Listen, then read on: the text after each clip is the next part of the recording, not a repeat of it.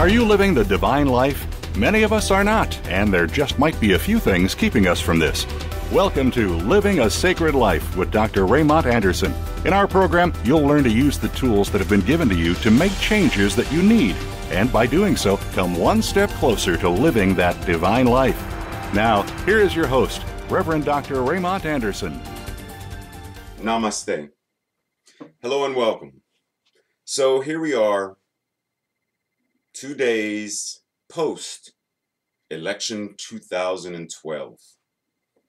And all the energy right now is starting to settle. You know, it's finally sinking in that President Obama won his second term, and all the campaigning and all the election frenzy is, it's starting to finally mellow out.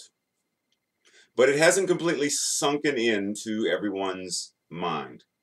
Well, let me put it this way. On the one hand, we have President Obama is going to be in office as the President of the United States of America 4 more years. But on the other hand, we have 4 more years. And what I mean by that is he'll be in office 4 years to continue what he started 4 years ago. But for us, the metaphysical people, the new thought people, the more spiritual people, we have to think more in terms of not the number 4, as in 4 years, but what are we here for? What are we here to do? What do we want?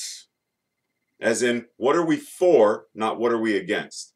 What are we putting our energy into? What are we seeking to manifest, to demonstrate, to bring into demonstration?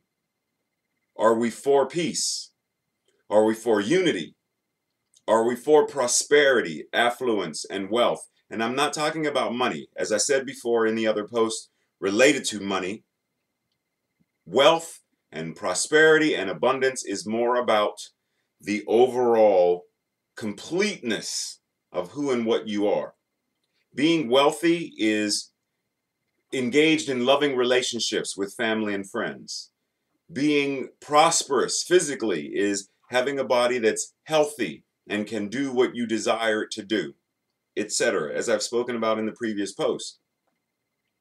So on the one hand, we have to really think about what are we for? Every thought that we think, what is it for? Every action that we move forward into, what is it for? What is it doing? What is it creating? Is it supporting our vision, our goal, our purpose, our reason for being? Or is that action somehow holding us back?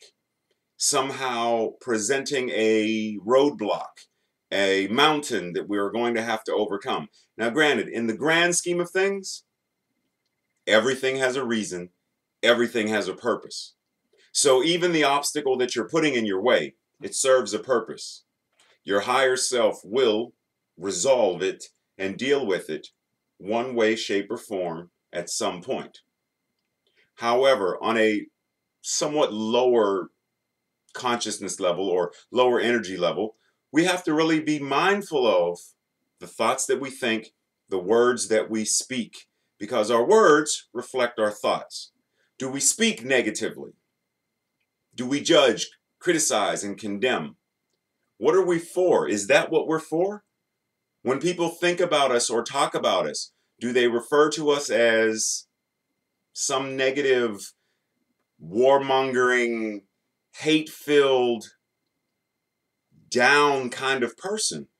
Or do they love being around us because we're upbeat, we're energetic, we're funny, we're loving and compassionate? What exactly are you for? So while President Obama has 4 more years, think about your 4 more years. 4 more years of prosperity, what do you need to do? 4 more years of peace, what do you need to do? 4 more years of love, 4 more years of joy, 4 more years of health and wholeness, what do you need to do? Think about those 4 more years. And not only will America prosper and be at peace, but the entire Earth family will prosper and be at peace. Thank you very much for tuning in. Chat with you soon. God bless. Namaste.